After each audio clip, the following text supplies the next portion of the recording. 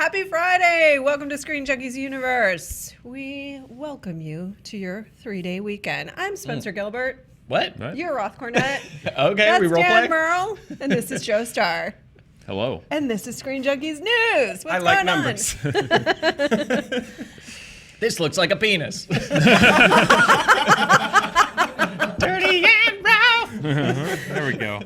And I'm Roth Cornet again, and that is Spencer Gilbert. That will be the last time we ever try that experiment. There's a lot to talk about today. Black Panther is opening in theaters. It's very exciting. Set to potentially break some records. We'll see. Dan will talk about those numbers.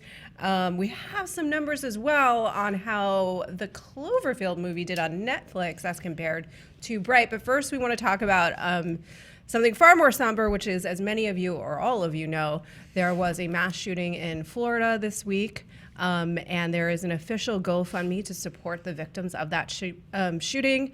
We will have that in the description below. We will be tweeting it out. I will be tweeting it out as well if you want to support those victims, and we just wanted to take a moment to honor that. So, with that said, let us move on to the news of the day. Black Panther, as we said, is opening in theaters. It already stands right now pretty extraordinary as the highest rated just by the average on Rotten Tomatoes, 97% on Rotten Tomatoes of any live action superhero movie. That includes The Dark Knight, which was at 94%. So the thing that it's in competition with, ironically enough, is The Incredibles, which is also at 97%. It is also the highest pre-sales on Fandango for any Marvel movie. They did a poll, and Fandango says 61% of people are already considering seeing it again. I know I'm going to actually see it again this weekend.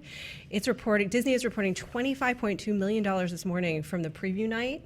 That is the second best after Avengers: Age of Ultron, and above Captain America's Civil War. So it's already tracking really, really well. It is looking now to pull in potentially $185 million this weekend, and for the 4-day total, $210 million. That's a lot of cheddar. That's a lot of money. And It's a lot of there's a ton, there's like GoFundMe accounts, do you guys know about this, to buy out theaters, to take kids to it. It's a really big event. I'm excited. Where do you think it's going to land? Well, I mean, there's a lot of records up for grabs. We talked about this, and the tracking for this movie keeps going up. Like, this is the highest tracking I've seen, and this is probably the most accurate because it's got actual money behind it instead of just guessing. But there's a lot of records that are up for grabs this weekend. President's Day weekend record, more than likely, that's going to be gone. Biggest February opening, 3-day. Deadpool has that at $132 million. That's probably going to go. This is going to be probably one of the top 5 Marvel opening weekends. It depends on if it overexceeds. Basically, if it gets over $200 million in 3 days, then there's a lot of records. There's a lot more records that could be on the table. Avengers: Age of Ultron is the record for superhero movie. It's up there, yeah. It's easily going to be the best solo film debut for the MCU. It's going to be in the top 5-ish 3-day opening weekends ever. It's going to be a top 5 probably comic book movie opening, and a lot of this depends on where it falls. Strangely, between like 170 and 190 million, because 190 million is around, that's, you're talking Age of Ultron numbers. So if this over exceeds even these expectations, which we've seen that happen, for example, even after the big Thursday night premiere was expected to open at a certain number, and it exceeded that number by the time we got to Sunday. The only thing that, that may keep it from some of the records technically is that it is a 4-day weekend instead of a 3-day weekend, which means some of that numbers that you would see on Sunday and Saturday in a 3-day weekend is going to spill over to Monday, which I think may keep it from technically grabbing some of the 3-day records. Having said that, this movie, it's like Wonder Woman. This is a movie that was tracking well and then is peaking at the right time, in the sense that the excitement over its release is happening the weekend that it's coming out, which is what you want. You don't want all hype and then by the time the movie comes, yeah, exactly. Oh, that movie. Yeah, really that movie. positive word of mouth. I mean, high critical rating, but also very positive word of mouth so far from what I can see on the social medias. Have you seen mostly positive? Yeah, look, the worst thing that I've heard about Black Panther is that it is one of Marvel's best films in terms of making a Marvel movie. It's absolutely a Marvel movie, but they knocked it out of the park with the structure. That's like the worst thing that I've heard about this movie. That's all I need it to be, is just like, hey, we took our usual MCU structure and we just cranked it out of the park because I do think structure can create really cool art. It can challenge you in interesting ways and guide you in interesting directions. Yeah, I haven't heard anything bad about this movie. People are so excited about it. I love the idea that this has been an event thing. It's so weird that this idea that if you make a large part of your movie-going audience feel like you care directly about them, that they will positively respond. That's such a crazy idea that has clearly paid off. Yeah, a lot of these are pre-sales from church groups, youth groups, fraternities, sororities that want to go in mass and support this movie. And it's really, spoiler alert, it's really good. Spencer, you're not one to necessarily run out to the latest superhero movie, from my experience. Yeah, I'll be seeing this one this weekend. My barometer is my lovely wife, Jackie, who doesn't really care about comic book movies, but is like, are we seeing Black Panther? So they're clearly doing something right. I think that they're advertising in places where they don't normally even advertise. Like, we saw a lot of Black Panther ads during The Bachelor. They're doing like fashion spreads of like the fashion of Black Panther. Like, I think they know that they have us nerds on lockdown, and they're like, well, let's see who else we can get to see this movie, and it's paying off. I did not know that. Do you watch The Bachelor? I'm done, man. I can't anymore. I didn't even know you watched it. You could. I watched from 2 years ago to 2 weeks ago, and I was like, no, it was a fun experiment, but no. That's interesting. I'm now into Married at First Sight. Okay. And that's it. All right. Well, I wonder if it's like one of I'm the into things. 90 Day Fiance, so that's what we watch. We watch 90 Day Fiance. Yeah. I'm And This Old watching- House is pretty good. I'm watching the ice skating, which, by the way, did you guys see the men's short program? Amazing. Yeah, it's good. So Really good. I wonder, though, that's really interesting to me because I wonder if it's the women of this film is one of the things that people are really talking about, particularly, I mean, all of them, but Denai Guerrera is such a standout, and the Dora Milaje. Do you feel like that's maybe why they're targeting these other places?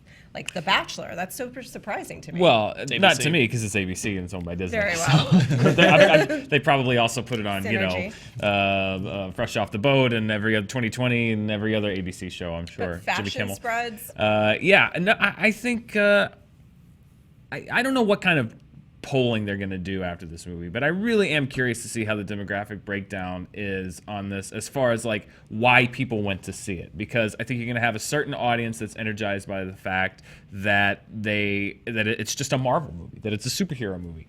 I think you're going to have a certain segment of the audience that is excited for the fact that it represents so many different facets of culture that have been marginalized by so many other movies. Not saying that they're not, that women and African Americans and other cultures aren't represented in other movies. This movie, they're so upfront and featured, and I think there's such strong characters, and I think people are gonna love these characters when they come out of this movie, not necessarily their race or their identity, but who they are. They're so well drawn in this movie. So I'm curious to see what initially brings people out to the theaters, and then why people go back. And I'm sure I doubt there's any kind of polling that's going to get that in depth, but I think this is an example, like Joe said, of a movie that is, it's a great movie with great characters. There's no characters that are or movie that is, I think, when you see this movie, but it shows what a studio can do when it's just like, we're going to make a great movie and we're going to bring on a team that can write the hell out of this thing, and we're going to tell a story that we're not afraid to tell on a studio level, but we're not going to present it as like this thing that we have to do. It's just going to be a great story. Yeah. And I really am I'm curious to see how people react to this once they see it and how much they go back. We'll be curious to hear you guys when you come back after the weekend. Yeah.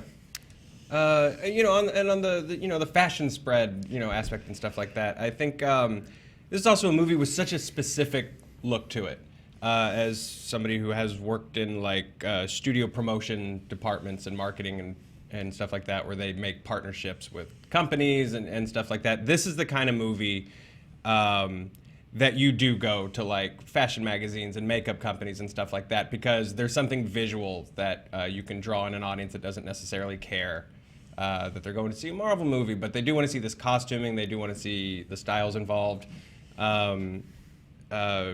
when I worked at Warner, like they did this huge deal with a makeup company for like Dark Shadows because Dark Shadows has a very, very specific look. I got that and makeup. There you go. Yeah, I did. It's really I think cool. we still have stacks of free palettes at home. So I think Black Panther, is such an easy win. It has such a visually specific look to it. Like you couldn't do stuff like that with, say, Spider-Man. You know, look at this great spread keeper. of kids with trappers and hoodies. Whoa! Do they still make Trapper Keepers? Okay. The other thing about that, just Tweet us, youth. Tweet us, youth. Do you still use Trapper Keepers? It's also Rachel Morrison shot this movie. It's beautifully shot. She's the DP, first lady to ever be nominated for an Academy Award this year for Mudbound. So that's a fun fact that I have delivered to you. I think the other thing about this movie, and that what we'll be talking about moving forward, to Dan's point, is that between Black Panther and Thor, I think what we're really, particularly Black Panther, Marvel seems to be letting go of the reins and truly letting directors tell the story that they want to tell. This movie is so well cast. There is a cameo in it that is one of the greatest actors working today. It's not a cameo, it's a smaller part, I guess is what I should say. Okay. You know what I'm talking about. I don't, Anyway, but we'll talk after. we'll talk afterwards. It's a really good movie.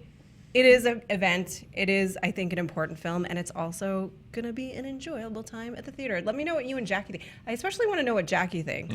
Well, it's the old Hollywood saying, "As Jackie goes, so So goes." goes So the goes world. the world. So yes. Yeah, because if No she pressure. likes it, then we know. Okay. Yeah. All right. I'll get back to you. Netflix, you know what a movie that didn't have really well-drawn characters and a cohesive story? Cloverfield. Paradox. Wasn't great. So Netflix acquired the film, as we know, and then did the sneak peek Super Bowl reveal, and we all rushed and we watched it, Dan and I. And it looks they now released some numbers on it and is tracking well below Bright, which is kind of interesting. It had an average of 2.8 million viewers per minute in the first 3 days. That audience was less than 1/3 of the 11 million viewers collected in the first 3 days for Bright. Having said that, this was released on a Sunday versus a Friday, so that's not as classic a 3-day period of time for movies, Sunday through Tuesday.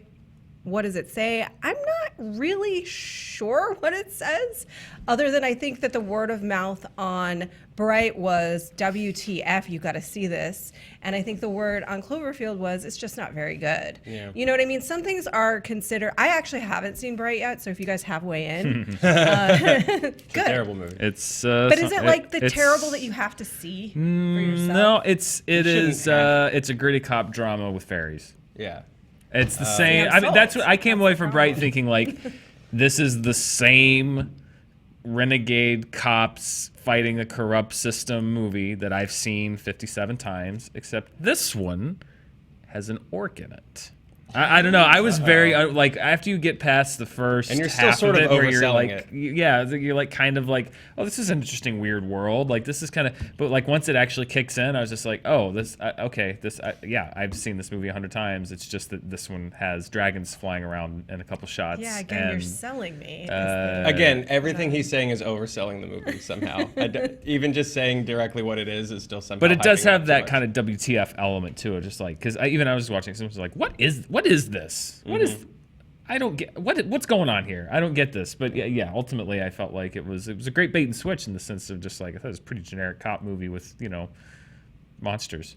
But it also had Will Smith. But it had in Will Smith, and yeah. it had a traditional promotional campaign where you saw ads for it everywhere before it came out. And it came out over the holidays when everybody was at home. When everyone was home, instead of the Cloverfield paradox, when everyone was like half drunk from the Super Bowl Yeah. and like I got tired of watching TV. tired of watching TV, and they're like, Psst, there's secretly a third Cloverfield movie out. Hope you're not out of wings.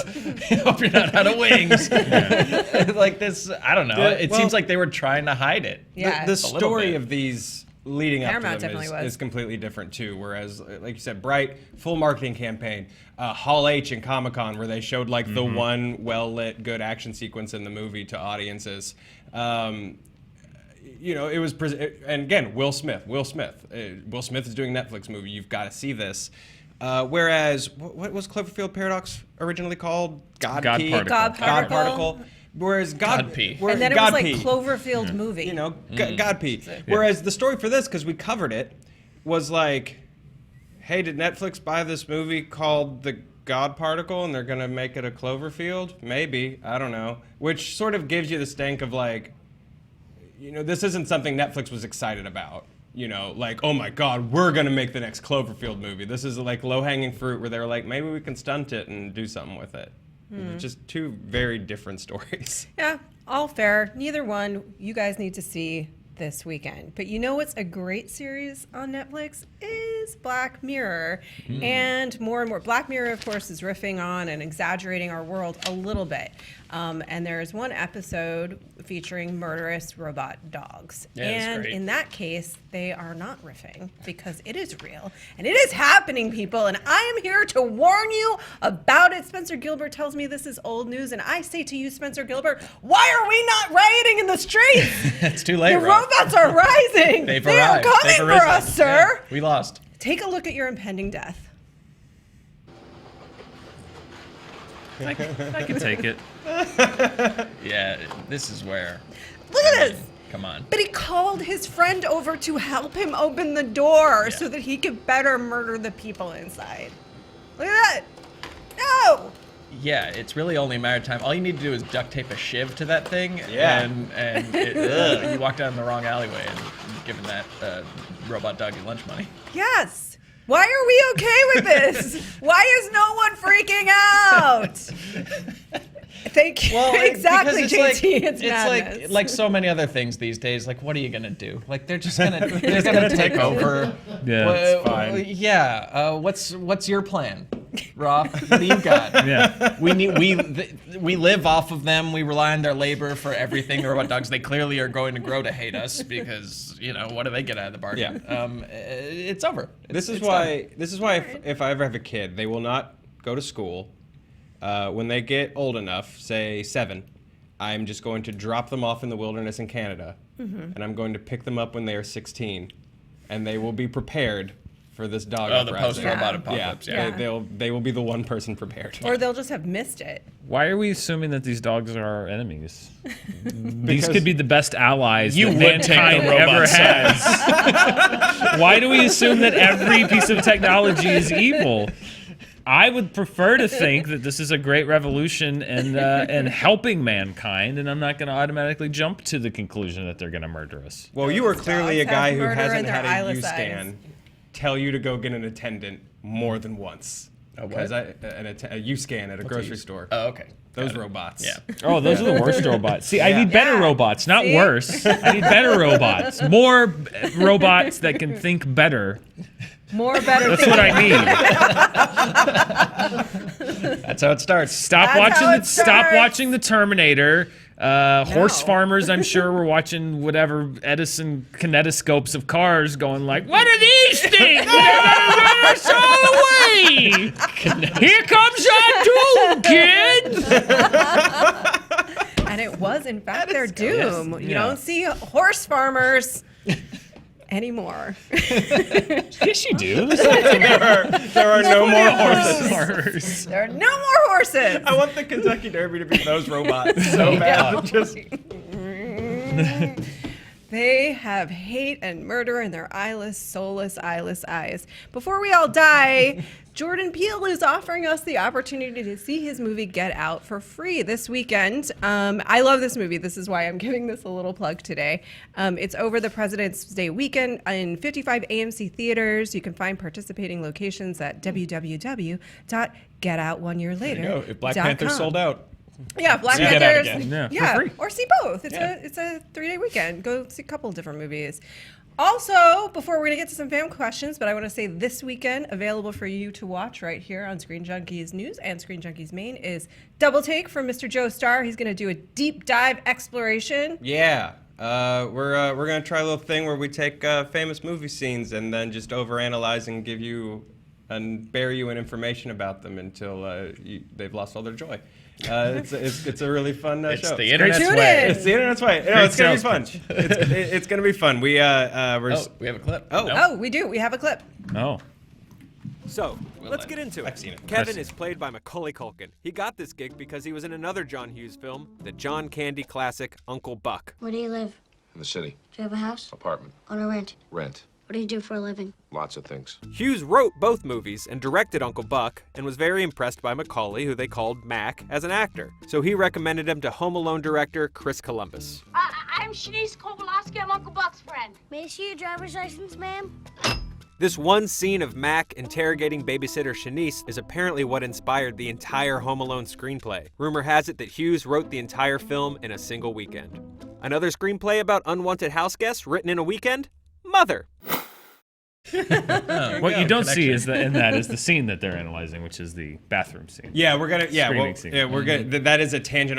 We're gonna be sticking with the that one. Yeah. And that's sort of a tangent off of it. But yeah, it's fun. We sat around and we pulled as much weird knowledge about that one scene as we possibly could. It was fun. It's a very, I like this one a lot. It's a fun one.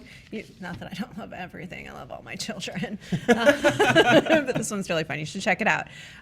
Also available this weekend, which will be enjoyable, we hope for you to watch. We had already had a review with Daniel Redford and I on ScreenJunkies of Black Panther, and there will be a spoiler review featuring Mr. Dan Murrell and Markia McCarty, yes. We'll be talking all spoilers. It's going up tomorrow morning, I believe. We want to give people a little time to go see the movie because there's some people that just love spoilers. Just can't help themselves, Roth. And we're the only place that they could get them, so we're holding them back till tomorrow morning. It's a good time. I was excited to see the movie a few days ago, and it's a movie that I really enjoyed. Not a perfect movie, but how many are? I don't 5, know. 6, Let's maybe name all the ever perfect made. movies. No one will ever agree, and I'm not going to step into that trap. Very well. Die Hard, Ghostbusters, Groundhog Day. Big Trouble in Little China. You know what movie? Oh, Joe. You know one movie that I think is legitimately perfect? RoboCop. Yes. Yes. I'll give you that. Yes. Yeah. RoboCop, I think RoboCop is a perfect is a perfectly told story. Ghostbusters and RoboCop. callback. If we know that RoboCop is a perfect movie, agreed it is, why are we not terrified of those robot dogs that are clearly riffing Because what better friend do we have than RoboCop? Well, that was human. Murphy, Dan. That's Murphy. Murphy. It's Murphy underneath all He that. was- We he need was- to program these robots Yeah. to feel pain, mostly. Yeah. We just need to take them and shoot them up a lot of different times so they're like deep trauma and pain to awaken their compassionate part of their nature. Yeah. Then you get RoboCop. Yeah, where's Red from that 70s Yeah. show with a shotgun when you need him? You know, Yeah. that is the most brutal. See, it's amazing. It's so unnecessarily so brutal. great though. But so necessary. And then it just keeps going, and then it's like, Can you fly, Bobby? God, I love RoboCop so much, and that remake was such garbage. It didn't exist. Fan Never happened. questions. That's Digital Detective. Oh, Danielle Radford also has a deep dive on Black Panther that will be right here on Screen Junkies News as well on Saturday, and you should check that out as well. Fan questions. This one I really like. I'm going to skip ahead because I found it so random. Human Shrek asks, Great name, yeah. Cool. Purple Rain or 8 Mile? I mean, they're so different. I know, that's why I think it's amazing. Tuna fish or peanut butter. Purple Rain? Purple Rain. Purple Rain. The music's just better throughout, and it's so weird. I've never seen Purple Rain. Oh, wow. You Okay. should see it. That'll be a fun watch for you. Yeah, that's on my list of things to loop back to. That I was Right very on. young. I'm not that old that I was. I was like 3 or 4, so I never looped the back. perfect and saw it. I gotta age. see it. Yeah.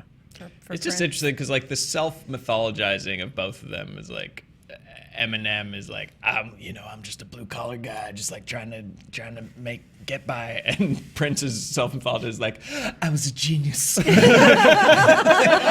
was the most genius man that ever lived, and I was 7'2". and I was so tall. I was just as tall as my co-stars. Like it's a good window into both of their psyches. Yeah. Although Prince is right.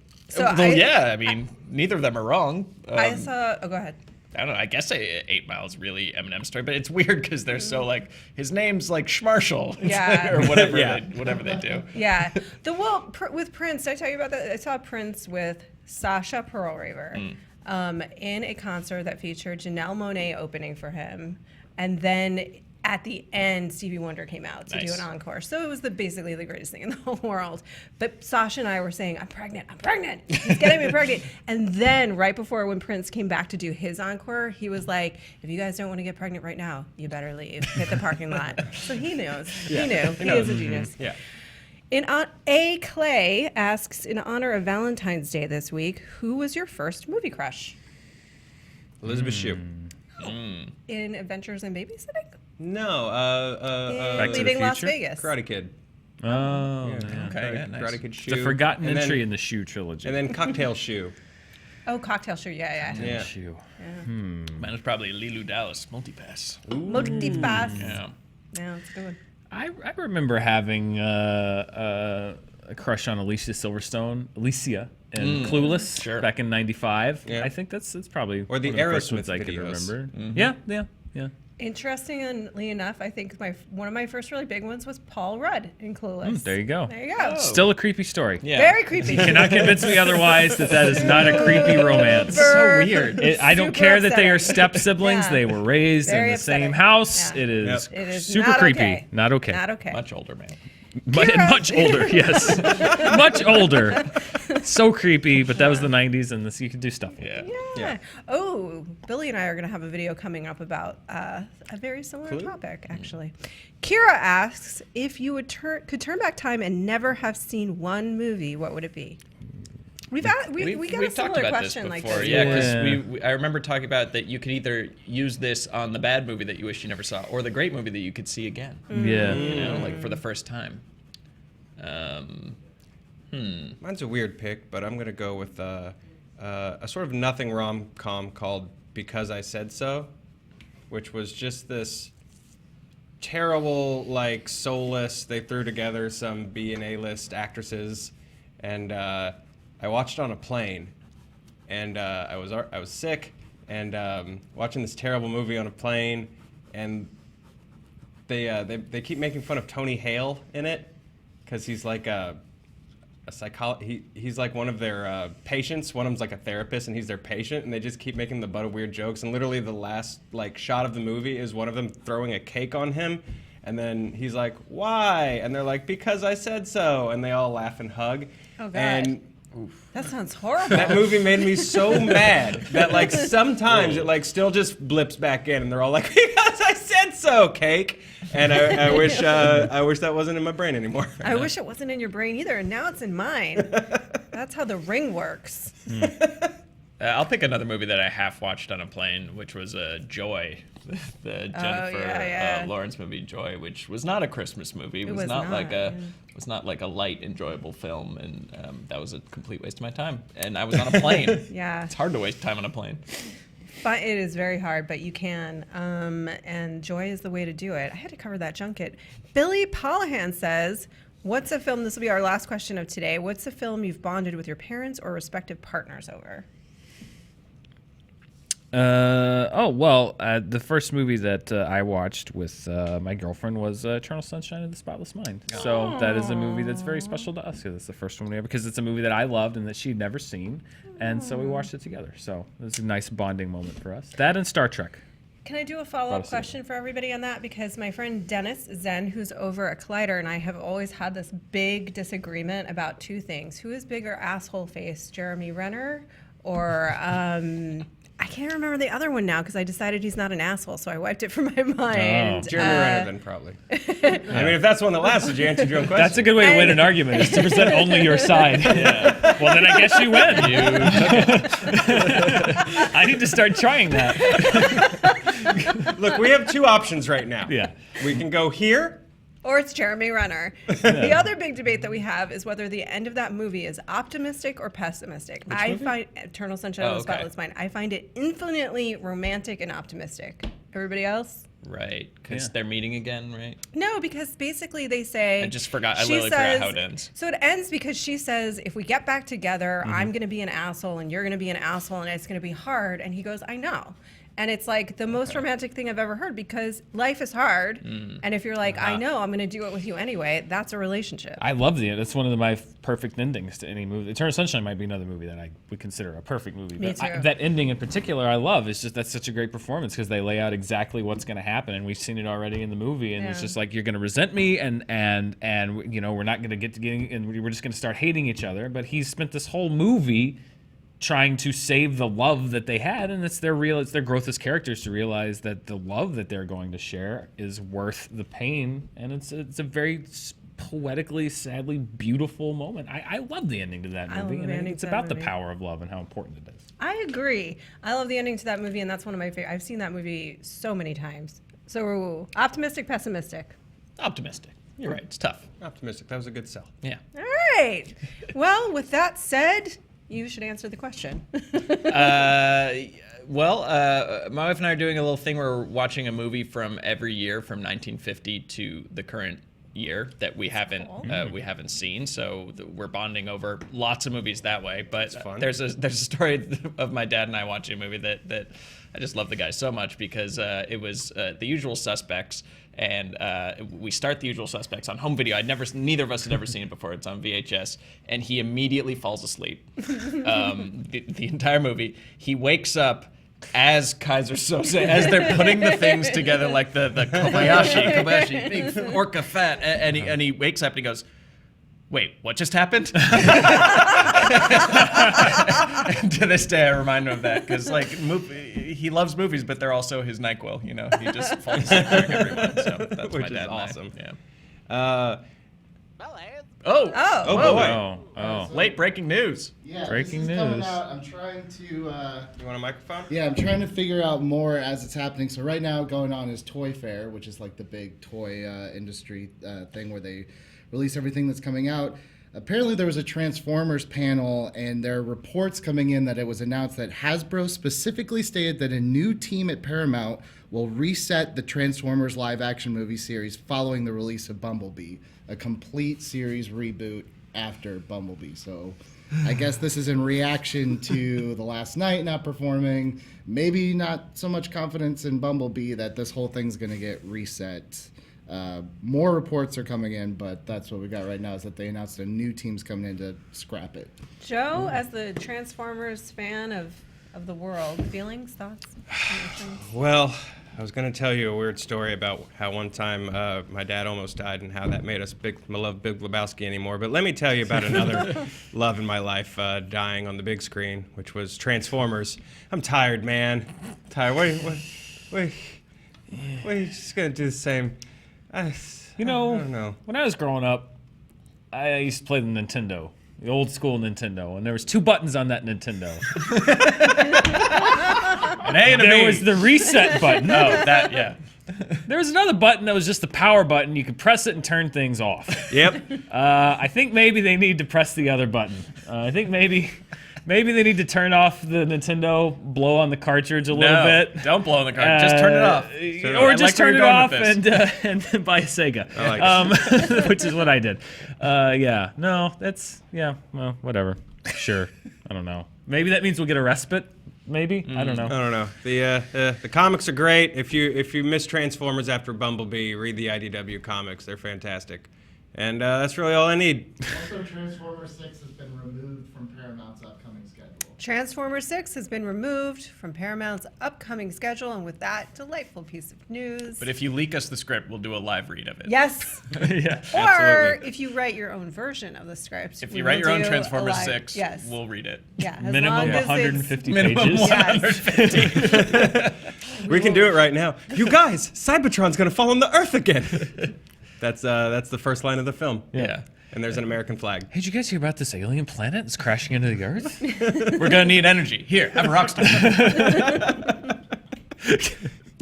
You know what? Looks like a penis. Thank you guys for joining us today. Hey. Did you hear about our show? It's coming back on Tuesday. Oh, yeah. We're gonna have other stuff on Monday. Mr. Billy Business is gonna do another thing with a lot of people doing stuff. Okay. That was my worst Mark Wahlberg yet. So with that, I'm gonna sign off. Thank you guys for joining us today. We will see you Tuesday. Have a great 3-day weekend. Make good choices. Do good things. Go see Black Panther.